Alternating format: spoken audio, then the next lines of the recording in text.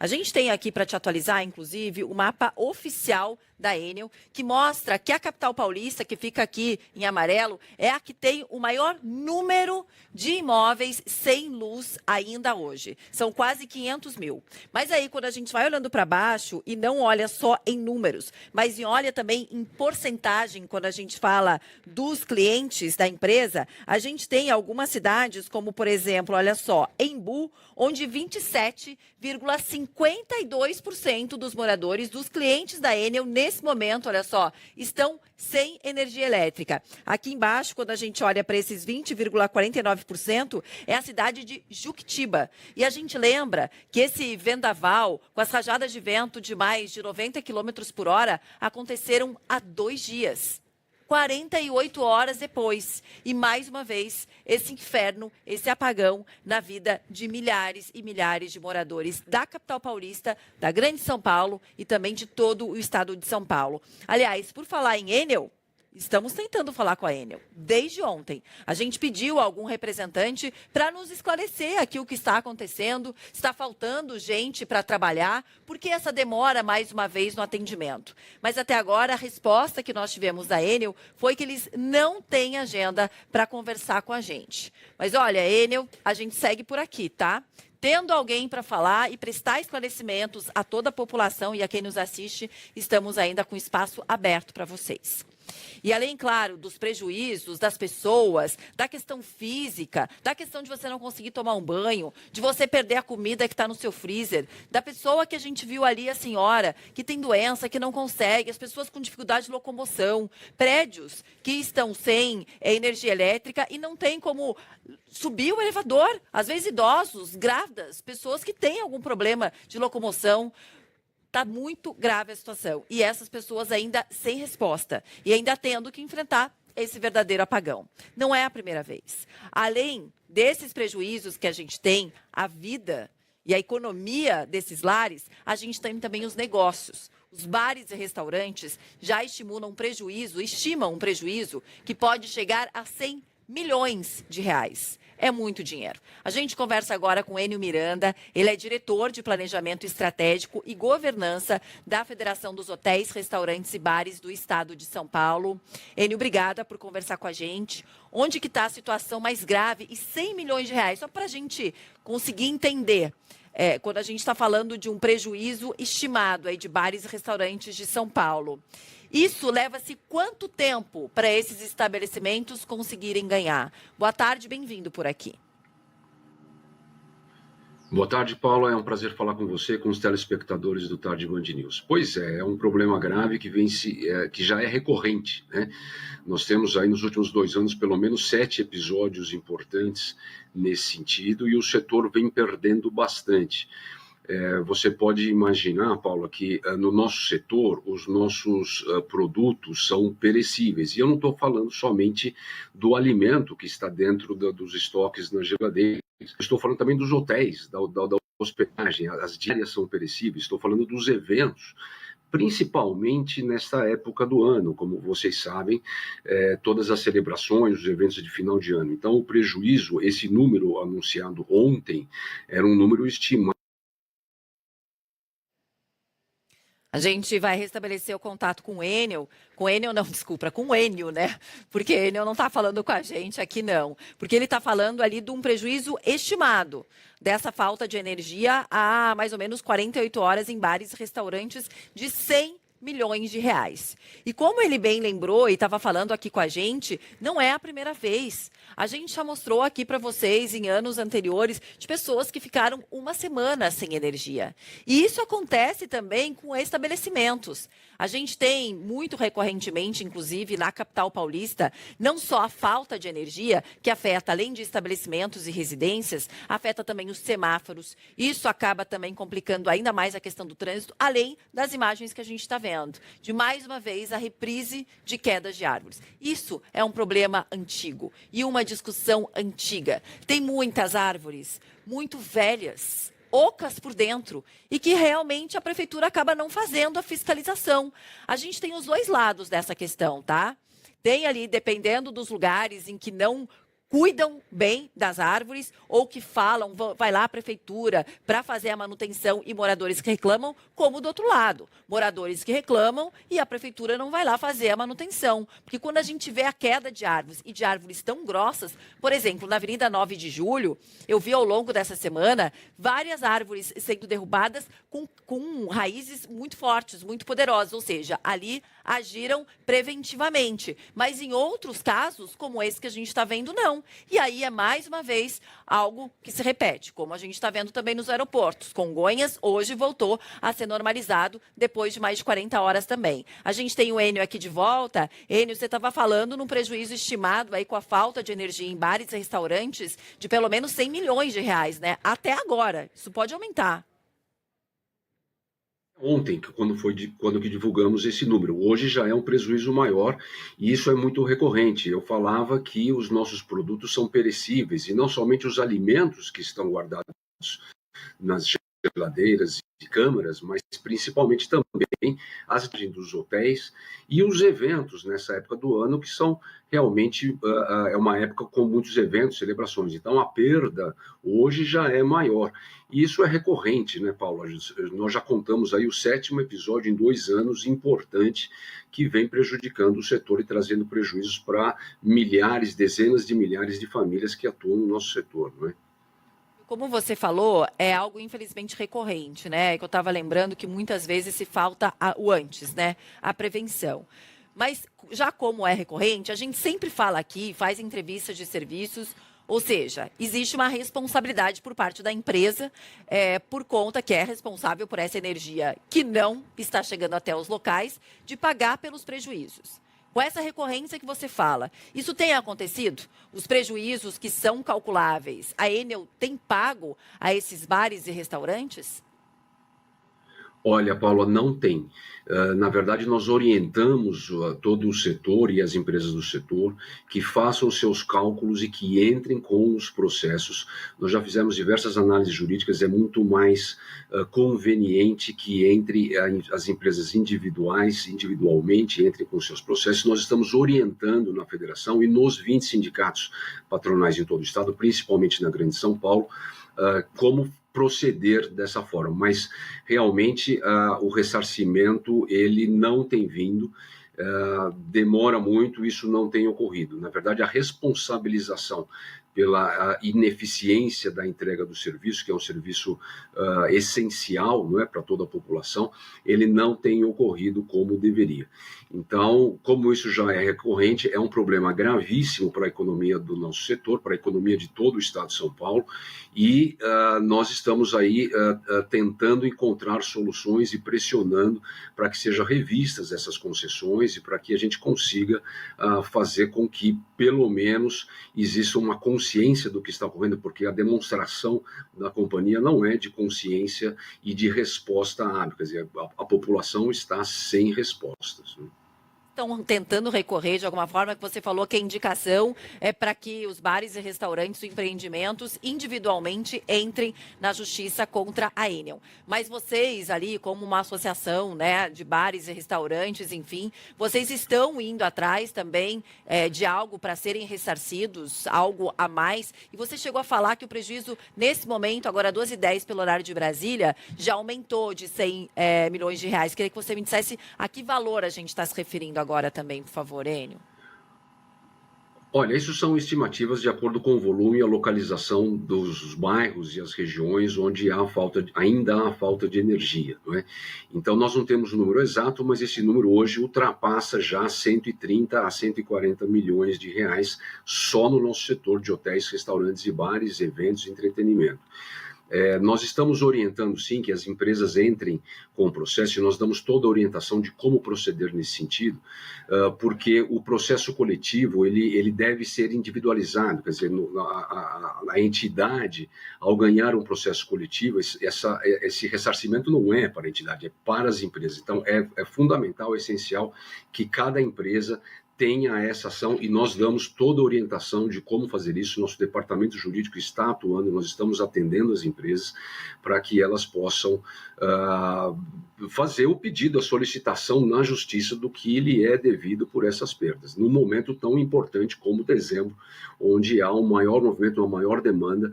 A nossa previsão de dezembro era de bater recorde no faturamento, recorde histórico, mas isso não está ocorrendo, quer dizer, isso vem, por isso as perdas são maiores, né?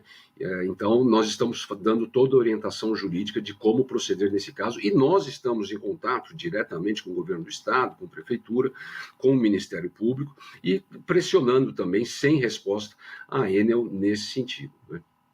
Enio, vou incluir aqui na nossa conversa a Alessandra Petralha, direto da nossa sala digital Band Google, porque, obviamente, esse assunto da falta de luz, mais uma vez, repetindo em São Paulo, por mais de 48 horas, está refletindo por aí também, né, Ale? Boa tarde, bem-vinda.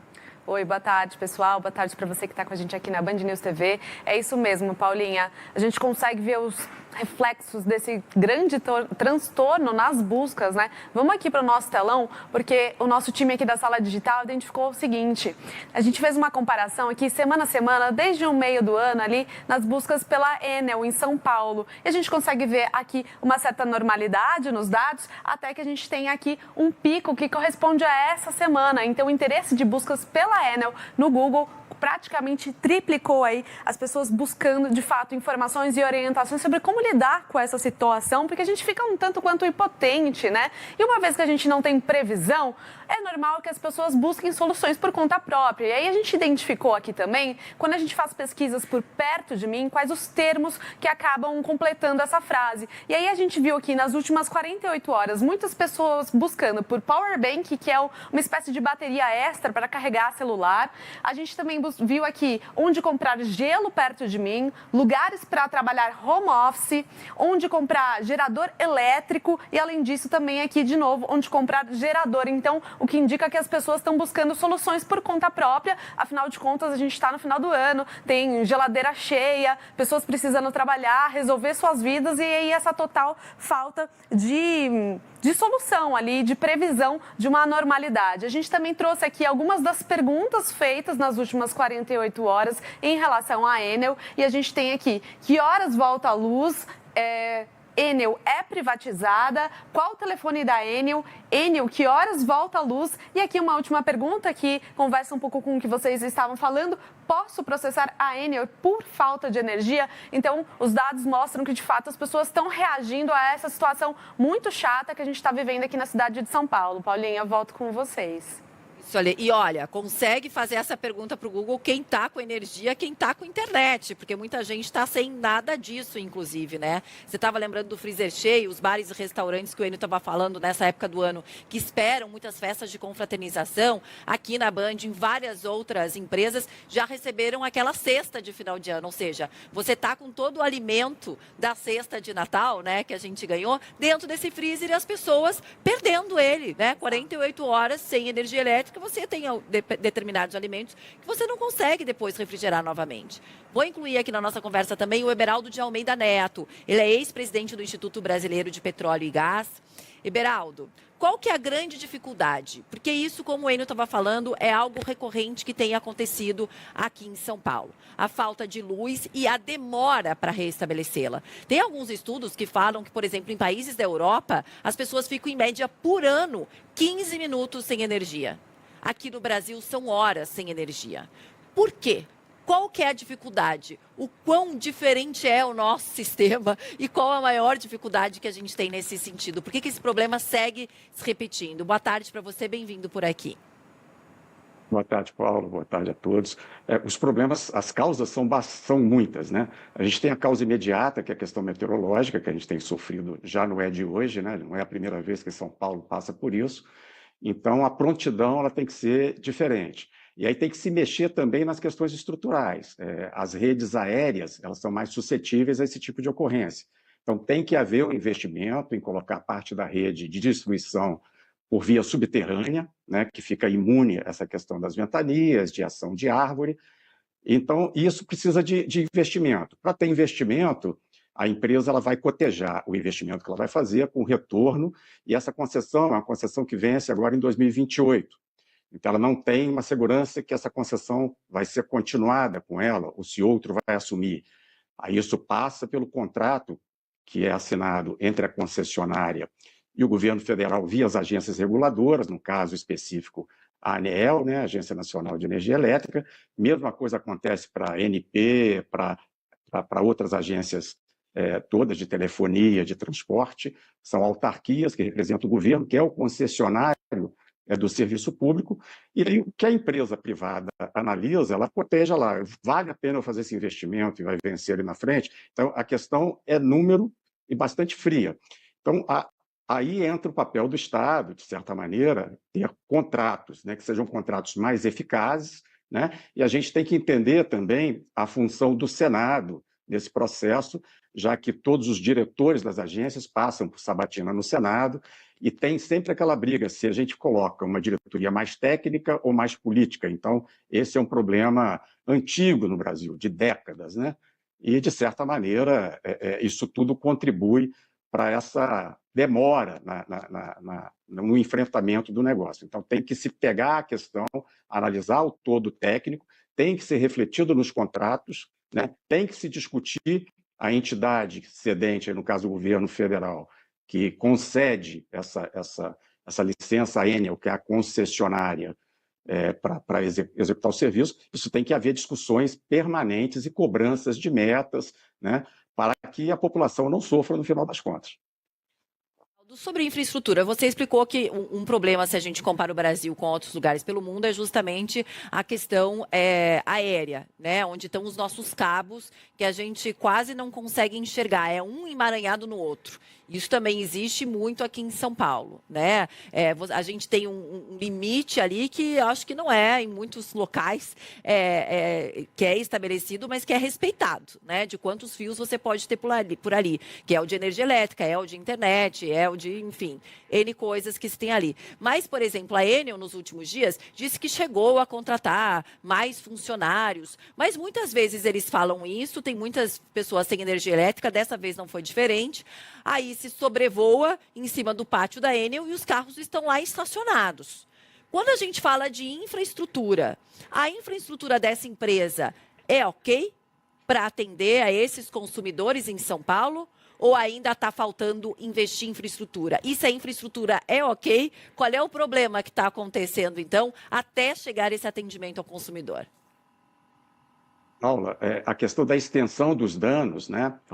A Enel não pode controlar, tudo bem, mas não é a primeira vez que isso acontece. Então, ou ela tem que montar uma superestrutura para lidar com esses danos e reparar num tempo menor possível, isso ela não vai fazer, porque a quantidade de recursos é muito grande, ou ela tem que trabalhar na redução dos efeitos, quando houver esses ciclones, né?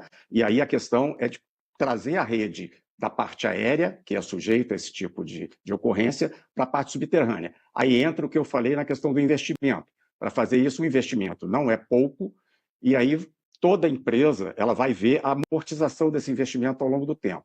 Como a concessão vence em 2028, teria que haver, de alguma maneira, a intervenção da Agência Nacional, né, com os órgãos públicos, aí até envolver Estado de São Paulo e municípios que são afetados, né, que são os principais afetados, para ver como se resolve essa questão para reduzir a extensão dos danos no caso da ocorrência, porque que teremos novas ocorrências, a gente não tem dúvida disso, né? Não é a primeira e não vai ser a última. E a estrutura, se a rede aérea, numa megalópole como São Paulo, cada vez com densidade energética maior, são edifícios enormes, a concentração enorme de energia, quer dizer, transmitindo, fazendo toda a distribuição em rede aéreas, o risco é enorme, e aí não vai ter estrutura que dê conta disso. Então, eu acho que a questão estrutural tem que ser resolvida, né, transferindo paulatinamente as redes de aérea para a subterrânea, e, obviamente, que sempre pode melhorar na questão do ataque, da manutenção, né? Mas aí são pessoas, as pessoas têm que estar treinadas, são caminhões, são equipamentos, e aí não é da noite para o dia que você decuplica ou triplica uma estrutura dessa. Beraldo, ele é diretor de Planejamento Estratégico e Governança da Federação dos Hotéis, Restaurantes e Bares do Estado de São Paulo. E ele estava contando para a gente do prejuízo que, nesse momento, no setor, já está ali entre 130 e 140 milhões de reais. E estava falando também que algo não é recorrente e que existe uma dificuldade para se processar, ou seja, para se ter de volta da empresa esse valor aí do prejuízo. Agora, Enio, eu queria tentar entender, assim, como você falou que é recorrente. Qual que, se vocês têm um estudo de uma média de tempo que realmente a empresa leva para atender ao setor, ou seja, para restabelecer a energia no setor? E claro que quando a gente fala de bares, restaurantes e hotéis, a gente tem de todos os tipos, né? E de todas as necessidades. Com esse tempo que se fica sem energia elétrica, quantos tempos se leva para, dependendo ali do estabelecimento, conseguir se recuperar dessa perda financeira? Ainda mais agora, como você estava falando, final de ano, além de tudo que você tem dentro perecível que se perde, de tudo que você tinha já marcado e de expectativa de movimentação, né?